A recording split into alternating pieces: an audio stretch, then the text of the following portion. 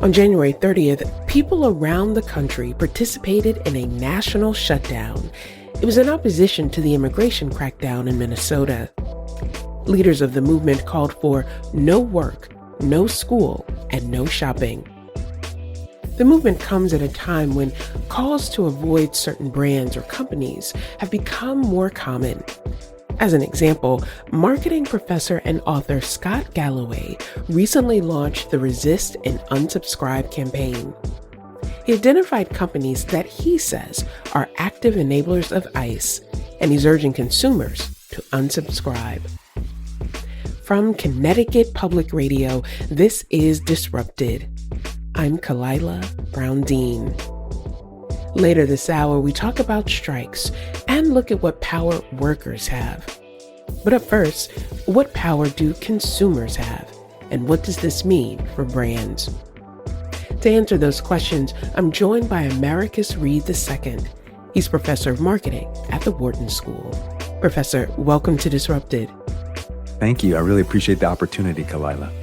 Let's talk about your work because you are interested in how aspects of our identity can influence what we buy. What's the power of consumers when it comes to deciding how and where they spend their money? Yeah, I love that question. I think the power is often driven by the extent to which a consumer desires to become something. And so as we develop over the life course, we have some sense of aspiration around the types of identities that we'd like to take on and what those identities mean to us in terms of how they will guide our actions in the marketplace. And so I'm specifically interested in this notion of identity and expression in the context of how consumers come to understand how products, brands, services, and organizations allow them to express very particular aspects of who they are. There is a term used in your work and in the literature called social proof. How does that show up in this context? It's a great question. Social proof is not a concept that I created. It was formerly created by a professor named Robert Cialdini in his very famous book on influence and persuasion. And basically, the idea is that the larger the group of people who do something, engage in a particular activity or behavior, that means that the person who is observing this is getting validation that that behavior is actually correct, or what is called social proof for that specific behavior. So the more we see lots of people doing something, the more we have social proof that it is probably okay to be doing, if that makes sense. I have to say, you are speaking to my nerd heart when you mentioned Cialdini's work, and I'm thinking, oh, all my political psychology courses about the ways that we show up and do that. For a lot of people, when they're thinking about being a consumer, they're thinking about, I need this thing or I want this thing. They may not be connecting the thing or the act of acquiring to the possibility of social change. And yet for certain communities, that buying power, that consumer decision making, the social proof aspect is critical to how they show up and how they leverage their dollars. How do particular identities or particular communities show up in the work that you're doing and lead you to say, listen, this is more than just, I need this thing. There is this social community connection. I love that point. And it's one of the things that is a challenge in my work on identity is parsing out what is real and what is sort of, like you were saying, signaling something or something that may not be internalized, but is a projection meant to create an impression. And so, there's two audiences for any behavior that we engage in. There's ourself as the audience, and then there are others that observe our behavior and draw some kind of inference as to the type of person that we are. And so we study in my work, we try to understand what are the identities that closely connect with social change, community building, things like that. So we've spent a lot of time studying things like moral identity, things that have to do with justice perceptions, things that have to do with what type of person am I in the context of my in-group relative to out-groups, and how do I engage in the world to uplift my in-group and to feel a sense of self-worth that is rooted and pillared, if you will, in the context of others that are like me. And so the marketplace is just another place where this happens. And products and brands are symbols that allow us to create this connection, if you will, create this internalization potentially, and create what is hopefully something real and authentic that we can move forward with and uplift ourselves, but also our community members as well. So I'm going to out myself a bit, and I hope you won't judge me too harshly. There is a national retailer who has been the target of calls for boycotts amid some confusion about its commitment to equity programs or being more equitable in the brands that they support and that they platform. And so a few weeks ago, I had to send something to my kid's school and just pulled one of those reusable shopping bags to put the things in. And I immediately was like, oh my goodness. So that bag is connected to this national retailer. Are people going to judge me or judge my kid and say, I am not supporting this call or I'm not supporting communities because the symbol is that? For some people, that sounds so silly. And then for other communities who feel like we don't have a lot of options to express our discontent or to demand a response, that becomes a way of asserting agency. Do other folks make that calculus, or am I just being too hard on myself in doing that? Talk me through it. Affirm me, please. It's a great point. And yeah, when I heard your example, the very first thought that popped into my mind is, how could someone not experience that, what you were describing? So you are affirmed officially. I think that that is exactly what we want to understand, which is, how do people express aversion or discontent? How do they make a kind of moral decision-making calculus that can affect change? And, as your show is called Disruption, that can disrupt what's going on out there and signal to companies, retailers, and others who are changing positions with the trade winds that that's not okay, because part of why I'm purchasing from you is because I believe you have told me a set of values that your company stands for.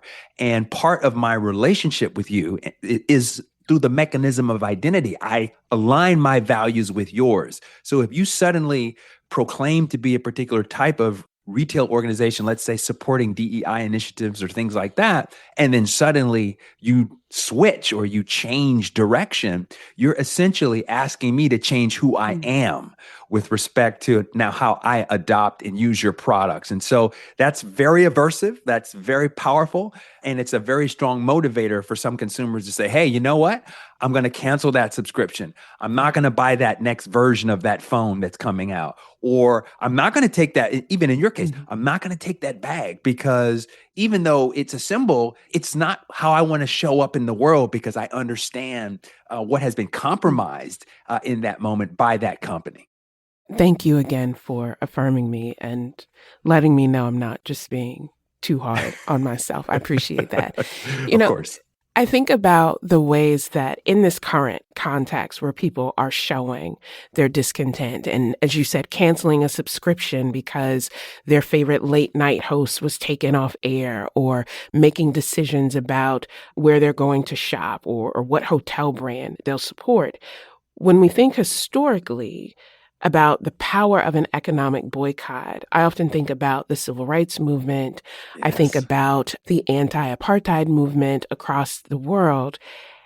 And those were effective in policy change and changing hearts and minds, but having a durable, long-lasting impact on the very targets of that, and others who then preemptively said, well, I don't want to be targeted, so let me make this change. I'm not sure, Professor, if we see that as much now. Are there contemporary examples where economic boycotts or blackouts have been effective in producing that kind of change? One of the reasons why we don't see effective sort of protest, let's say activist initiatives, is because social media has robbed us of an authenticity around those efforts. And so people feel like they've done something if they go onto Instagram and post something that would reflect a kind of moral outrage on a social media platform. And it's like they use that energy now. And so they think they're done, which, to your point, is very, very different than saying, I'm going to take off from work.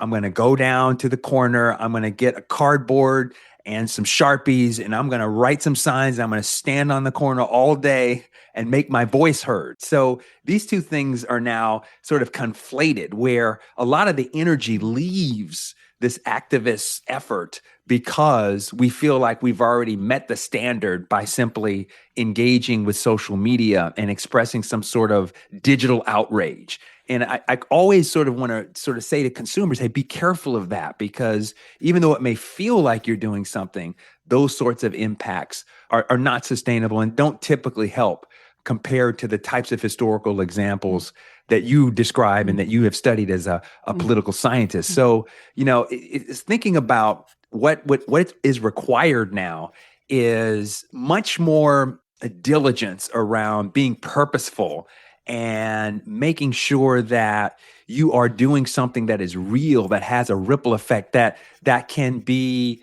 a very powerful, going back to this concept of social proof, that can be modeled by others. Hey, well, Kalila did this, and she actually put herself in harm's way in some sense to take on a risk to actually do that. So I just wanted to sort of pause there, because I feel like that's often missed, and that's a component that we want to study with respect to morality and activism and disruption in the types of markets that I'm interested in. It's such an important point, and I love the phrase digital outrage. We started this show, ironically, in 2020 at the height of the pandemic and the height of a lot of the public outrage following the murder of George Floyd and so many others. And I remember being troubled, if you will, by seeing people change their profile picture on their social media accounts to a black box. And I would ask people, well, what does that mean for you? Or, what is that connected to? And a lot of people would say, I don't really know, but I saw that other people were doing it. Or I heard that this was a way of doing it. And sometimes it felt like virtue signaling. And other times it felt like people were so desperate to assert some form of agency and power that it might have been low-hanging fruit, but it was still fruit. And so the way that we can talk about digital outrage and still say that may be a step, but it is not sufficient to produce the kind of lasting change.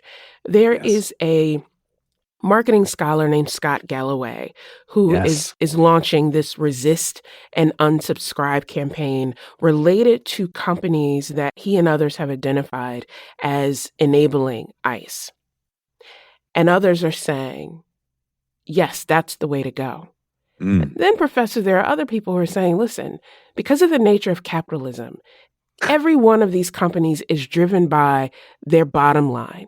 And if you don't want to see those costs passed on to consumers, who we all complain about the cost going up, then maybe there's a different approach. What's your reaction to that push to resist and unsubscribe in the context that we are in?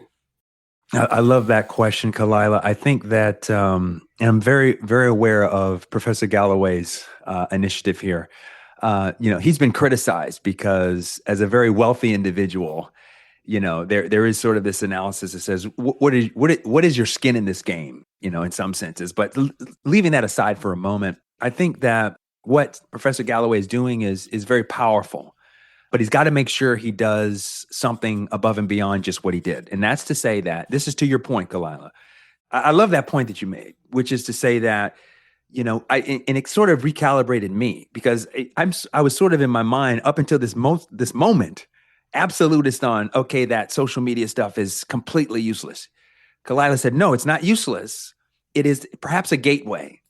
That's important. It's a gateway into something that you can additionally do that takes you down a path that actually maybe even gives you momentum with respect to engaging. Okay. So I'm going to revise what I'm saying, which is that, we need a collection. We need a full menu, Kalila, of here are the things that you can do that can, as it gets scaled up, affect change and disrupt in a way that produces the positive impact that the community and the world needs. Because a lot of people, cancel Netflix, cancel this, cancel that, cancel your Amazon, or stop buying from this store. Well, you got to buy. I mean, you got to give people options. You got to give them multiple degrees of freedom to express this agency. And so give them a menu of lots of different things, including canceling subscriptions, so that they can choose and contribute in the way that creates the most frictionless sort of consequence for their own specific lives in their own particular situations.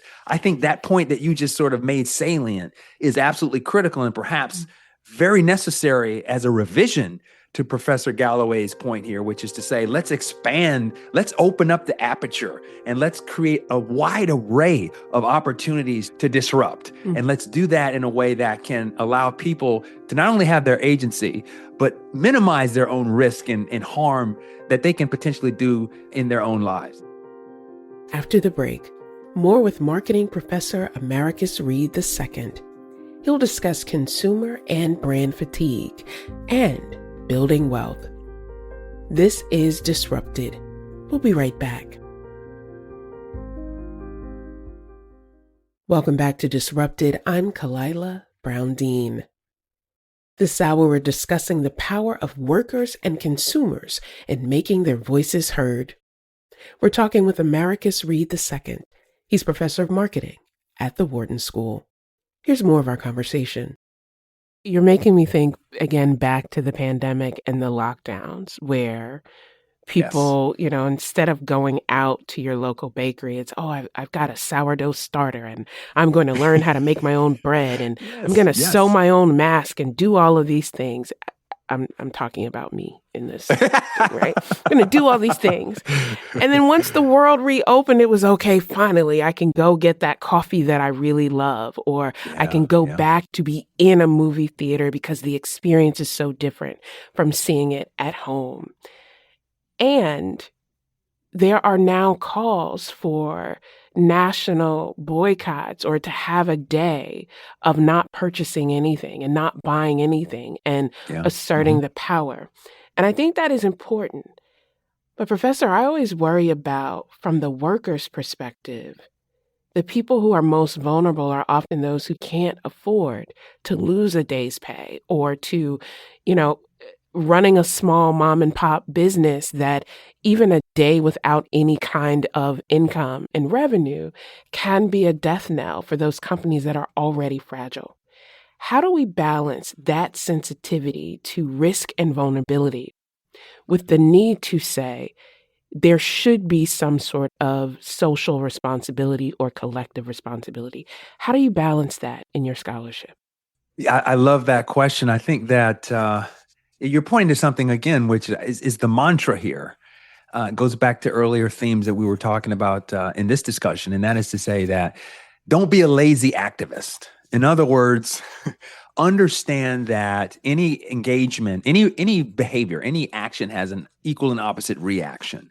And so I think it's important for individuals who are trying to disrupt to be able to think through the full spectrum of, okay, if we do X, then Y happens, then and so on and so forth. There's a ripple effect that happens across the marketplace that has consequences for small business owners, for folks perhaps who are at certain levels of socioeconomic status and all these kinds of things. And so if you're a smart activist, you have created a strategy that allows to be effective in your activist efforts and initiatives, but also takes into account the bigger ecosystem of individuals who are affected by those initiatives. And so that's where it becomes really interesting in terms of what we look at, which is this idea that companies don't just have a knee-jerk reaction.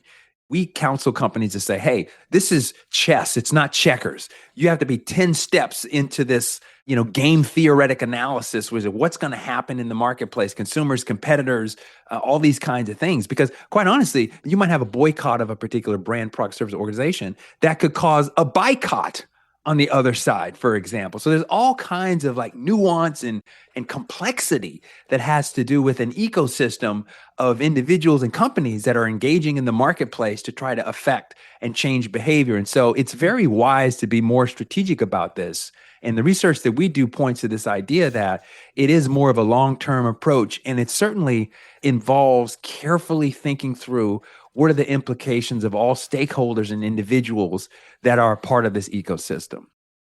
I remember my first grad school class where I learned that mobilization breeds counter mobilization. And Yes. we're such a nerd. In thinking strategically, right? How Yes, that yes. kind of action can then spark other unintended consequences.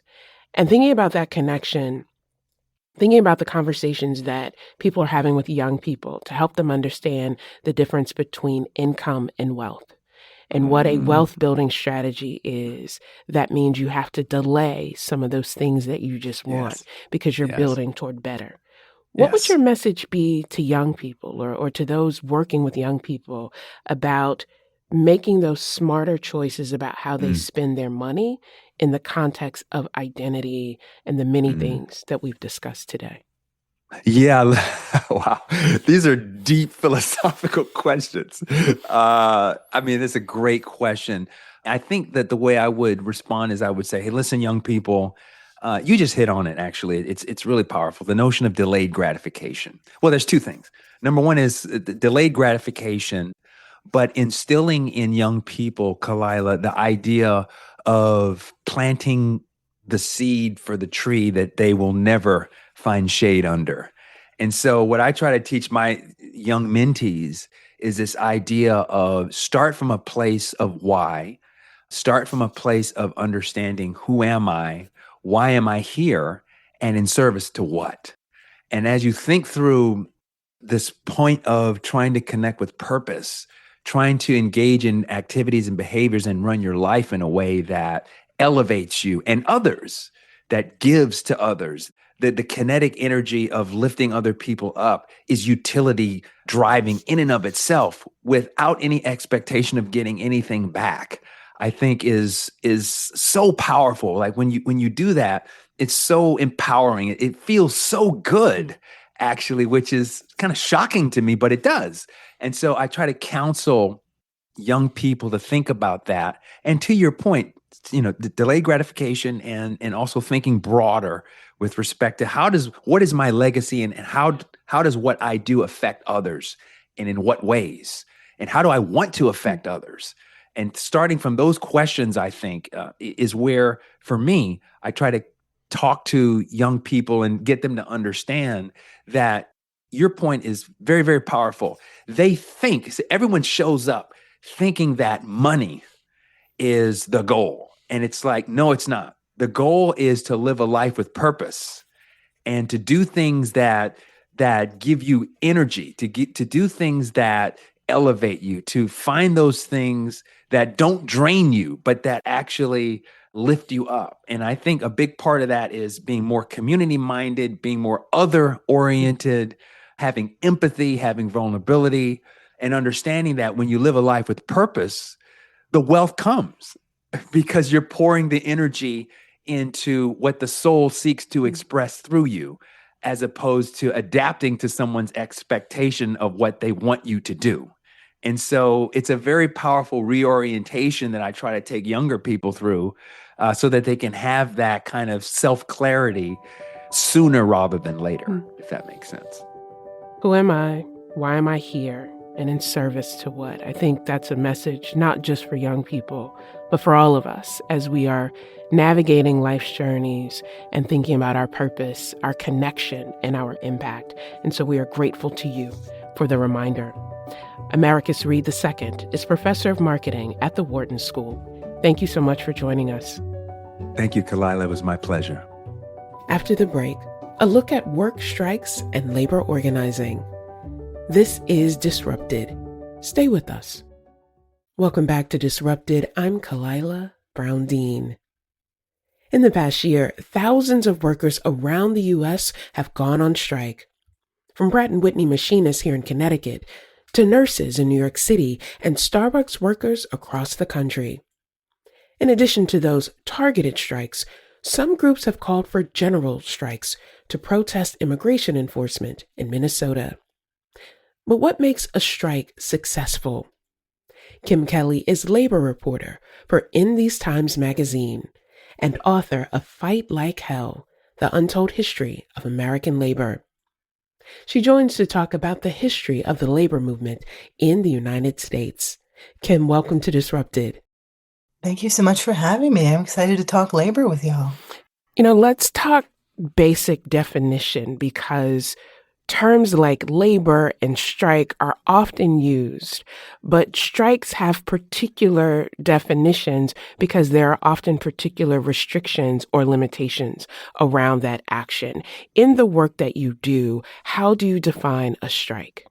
So, a strike is a work stoppage. Strike is a specific tactic that is employed by workers when they are in a conflict with their employer. Most often, it is when unionized workers are bargaining a new contract and they're at loggerheads with their employer at the bargaining table, and they decide, okay, we need to escalate. We're going to withhold our labor until you come back to the table, until you meet our demands, until you show that you're ready to operate in good faith. So it's not just not showing up for the day. It's a specific tactic that is part of generally part of a broader campaign to improve working conditions. One of the examples that you use is a strike involving, in particular, young women in 1909 in New York City. It was known as the Uprising of the 20,000. Tell us about that uprising. What a name, right? The toughest possible strike name, even in the history of strike names, where we've had some good ones. Um, Yeah, 1909. At that point in time in New York City, it's a massive hub for garment manufacturing. There are garment factories all over the place. And who was working in those garment factories? Mostly young women, and mostly young immigrant women, Eastern European women, Italian women, Jewish women. It was a mix because New York is then is now a big immigrant city, a vibrant, diverse city. But those workers, they weren't being treated properly. This was at 1909. This was before the New Deal. This was before we had any kind of federal labor laws, any kind of federal regulations. It was kind of the Wild West back then for workers. You didn't, if your boss was treating you badly, it was kind of a, oh, too bad, so sad sort of situation, unless you and your coworkers did something about it. And these young women, one of their leaders was a Ukrainian immigrant woman named Clara Lemlich, and she went on to have a very long career in the labor world. She was awesome. But these young women, they got together and they were part of a union, and they're like, all right, we need enough is enough. We're working in these unsafe conditions. We're working 12-hour, 14-hour days. We're making nowhere near what we're worth. We need to do something about this.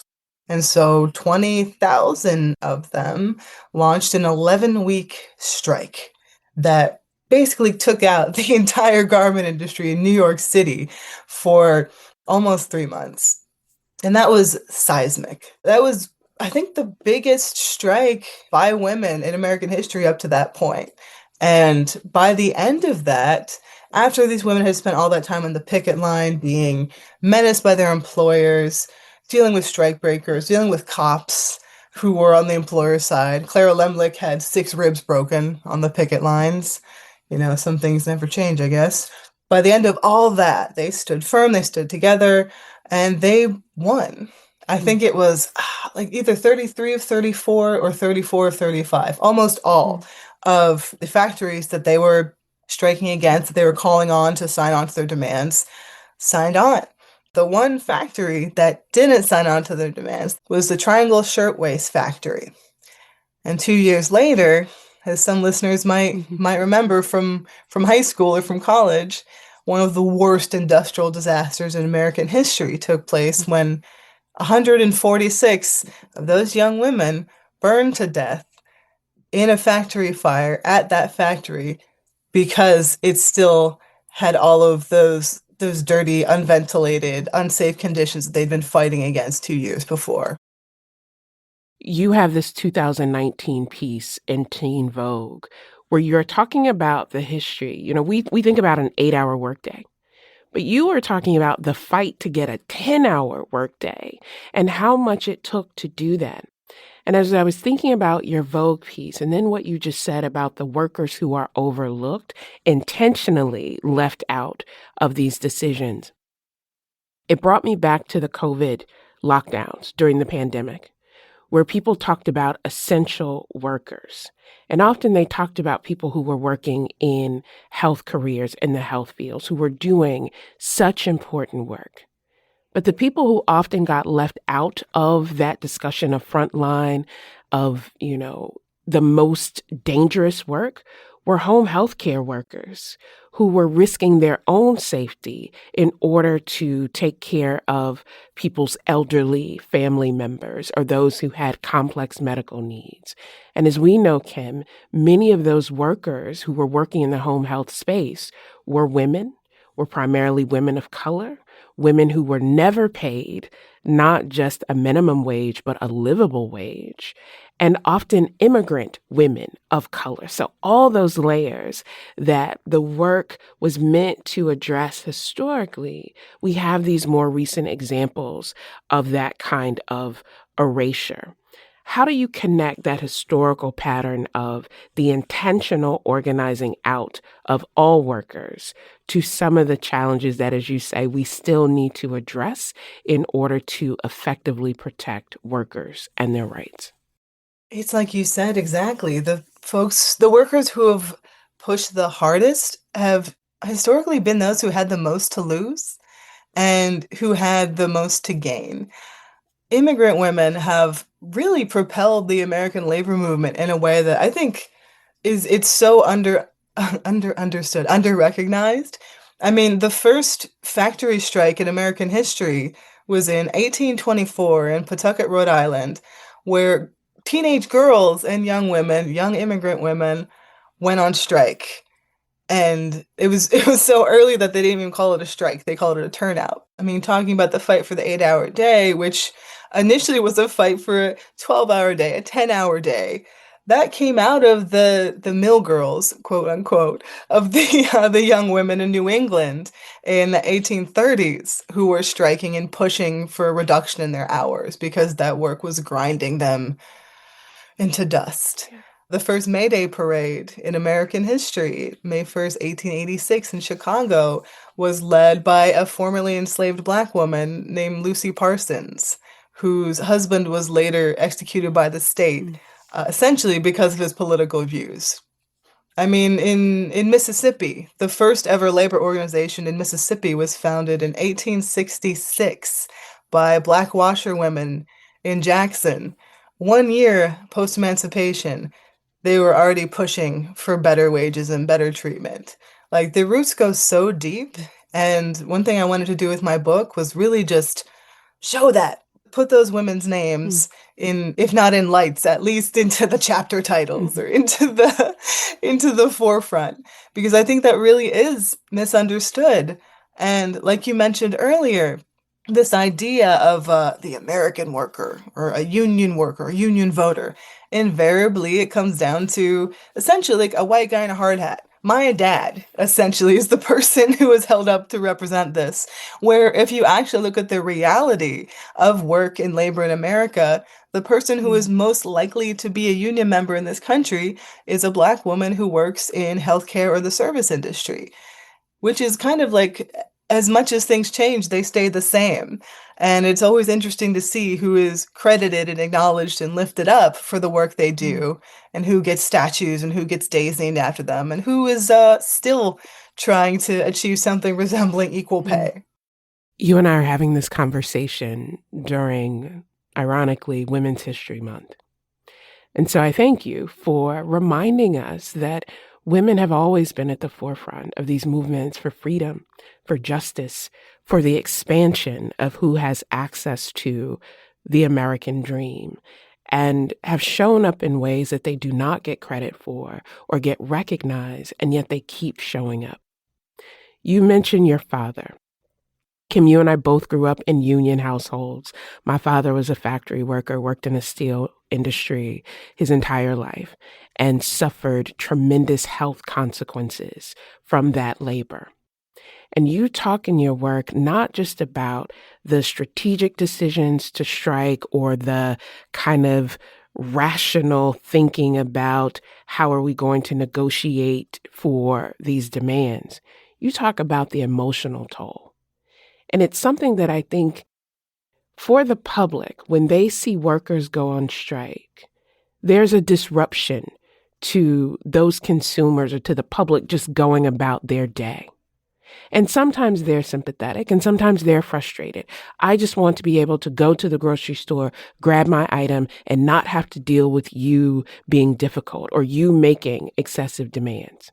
And what the public does not recognize is really the risk that workers take, but the impact on those workers, on those families, on those households, especially in places where there is no guarantee that the benefit will match the sacrifice. Talk to us about what that meant for you and your family and how it shapes the way that you tell these stories of, yes, let's understand the policy or the demand, but let's always center the human toll of having to demand fairness. I feel so incredibly privileged to have grown up in a union family because it's far more rare nowadays than I think any of us would like. My granddad was a steel worker, and my dad would work construction, and they are physically destroyed as a result. But they were able to give us a good life because of that hard labor they put in. And because when the union called a strike, they went on strike. They went to the meetings, they went to the protests. And I remember, I think the times that my dad went on strike, I was pretty little, but I remember like, no, you can't have that toy. No, we're gonna, peanut butter sandwiches for lunch. Like, we have to think about money right now. No, dad's not gonna be home until later. Just little things like that that you remember as a child. And then as I, grew up and became involved in writing about these things as a labor journalist, just seeing that dynamic replicated over and over again, whether it was when I was covering a coal miner strike in Alabama that stretched on for years, and seeing the women, specifically the wives and girlfriends, mothers, retired coal miners themselves, put together this incredibly sophisticated mutual aid sort of pantry that fed hundreds of families a week, and talking to their kids about what it meant to go on a picket line or what it meant that daddy could finally come to their baseball games. He wasn't working 12-hour shifts underground. That had such an impact. Or when the sanitation workers here in Philadelphia went on strike this past summer in this brutal heat, and listening to, again, like the women tended to speak out the most because why wouldn't we? But I remember a woman who had like the hardest job in the city, a sanitation worker in July. She was talking about how she could barely afford her child's medicine. And I'm like, this is why you're on strike. This is why you're intentionally taking this risk and giving up your paycheck. I mean, there are few unions that have enough money in the bank to be able to pay their workers fully when they're out on strike. A typical tactic that employers will take when workers go on strike is to cut off their health insurance. So you can imagine how stressful that could be for a worker who has health issues or whose family has health issues. There's all these different pressures. I mean, your landlord doesn't care that you're on strike. Car note, other bills, other debts, the grocery bill, none of those institutions or entities care that you're out there fighting for something better. They care that they get their money. And especially for workers in more unstable or temporary or lower paid lines of employment, it is terrifying to go out on strike. It can be fun in the sense that you find that camaraderie and you make signs and you march and you get support from the public. But at the end of the day, you are in a fight and you might not win. That is the thing that is sort of the unfortunate part of all this. Like, not every strike is successful. Sometimes you have to go back to work with your tail between your legs, or you have to keep bargaining, you have to keep fighting.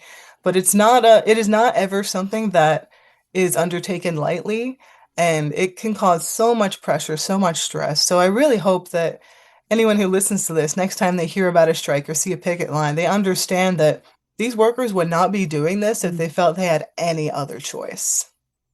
You are in a fight and you might not win.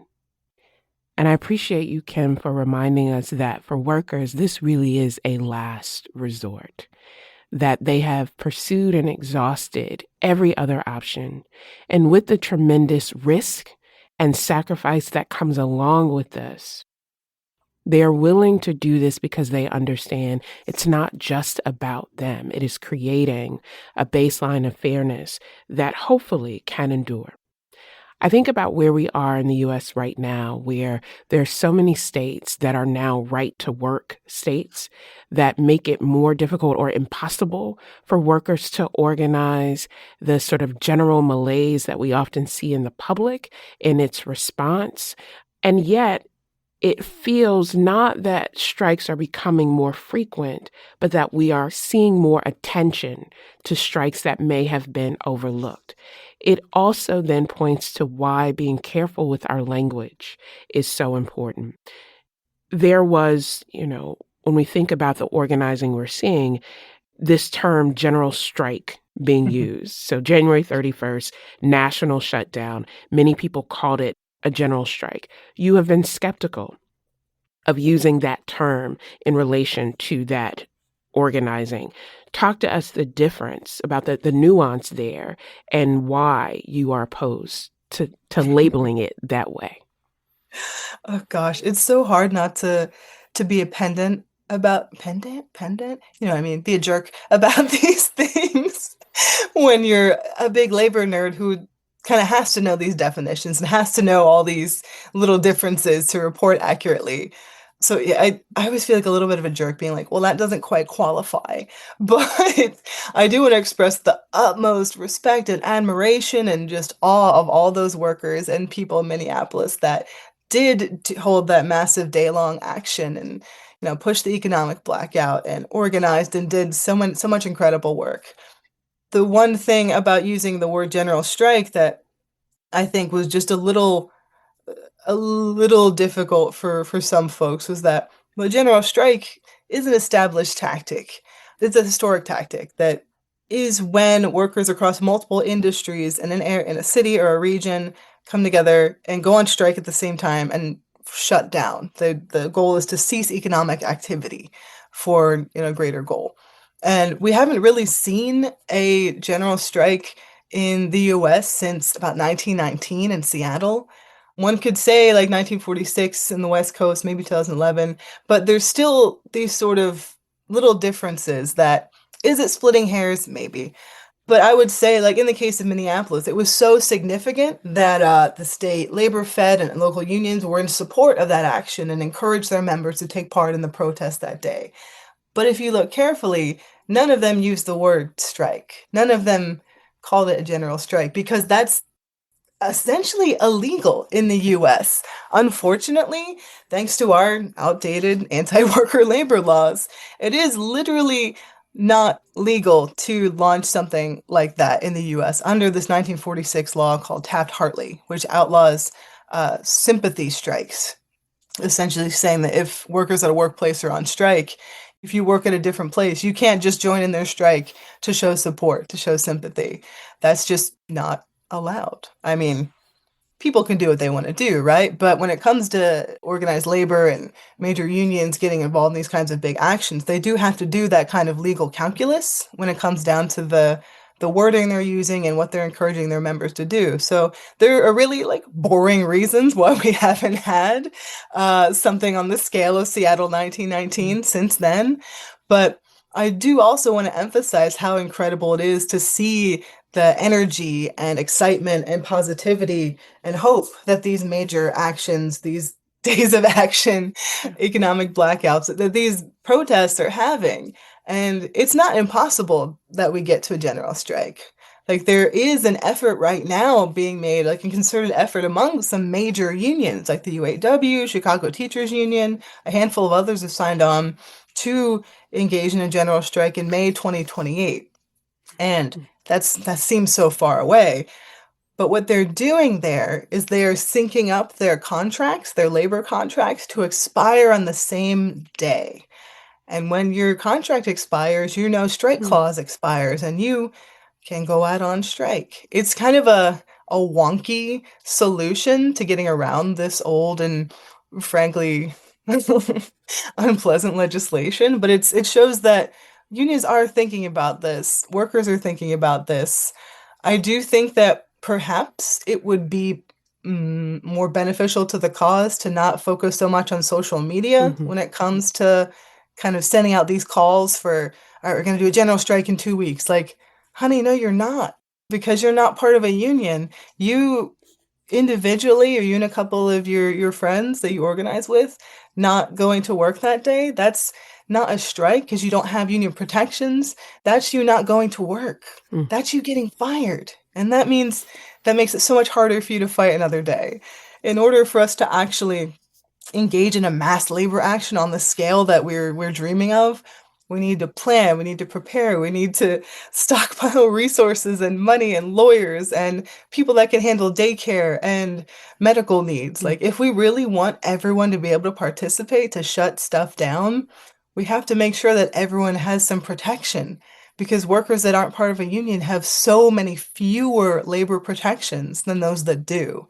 And I would hate to see anyone that had the strength and bravery to take part of a big action like this to be punished as a result and lose their livelihood or have to deal with the economic fallout, because that just means that person's going to be left behind. In these times when people want to do something and want to feel that they are raising their voice, even if it feels sporadic, even if it feels temporary, and doesn't have the kind of sustained institutional impact or policy change that we saw of the past, people have this impetus to do something. In the quick time that we have left, what would you say to people who are like, okay, I hear you. You know, me just walking off my job might not have the impact, or me being empathetic to workers and wanting to just walk into the local coffee shop and say, everybody leave now, or quiet quitting, or whatever, you know, the mode is. That may not be as effective, but I want to do something to say workers deserve dignity and protection. What's one quick action that you would recommend? Unionize your workplace. Join the union at your workplace. Get involved in the union at your workplace. If you are in one of the many, many, many professions and industries that don't have a history of unions, that make it more difficult to unionize, go to a workers' center, get involved in a local mutual aid group, organize your block, organize your friends, start a tenant union. Like, there's so many ways that we can get involved collectively in our communities, in our workplaces, in our neighborhoods that don't necessarily fall under the official union term. I would love for everyone to unionize, because that makes it so much easier to strike and to engage in this kind of protected activity. But if you can't, that doesn't mean you don't get to play ball. For up until the 1930s, no one really had the legal right to unionize. So this is still a new thing, and people were organizing way before that. So take that energy and find a place to plug in. So when the next big action comes around, you know you're not showing up alone. You have a whole bunch of other people that you already care about, you're in community with, you're organizing with. You guys can show up and you can do something. That's how we've gotten to this point. People talking to other people, talking to other workers, listening to what they have to say and figuring out, okay, here's what we need, here's what we want, here's how we're going to get it, no matter how long it takes. Kim Kelly is a labor reporter for In These Times magazine. She's author of Fight Like Hell, The Untold History of American Labor. Kim, thank you so much. Thank you so much. This is so great. This episode of Disrupted was produced by Lily Tyson, Kevin Chang Barnum, Robin Doyon-Aiken, Erica McIntosh, and Meg Fitzgerald. Special thanks to our interns Davina Corderu and Megan Rodriguez-Hawkins. You can listen to all the previous episodes of Disrupted by finding us wherever you get your podcast. And you can listen for new episodes every Friday at 9 a.m. From Connecticut Public Radio, this is Disrupted. I'm Kalila Brown-Dean. Thanks for listening.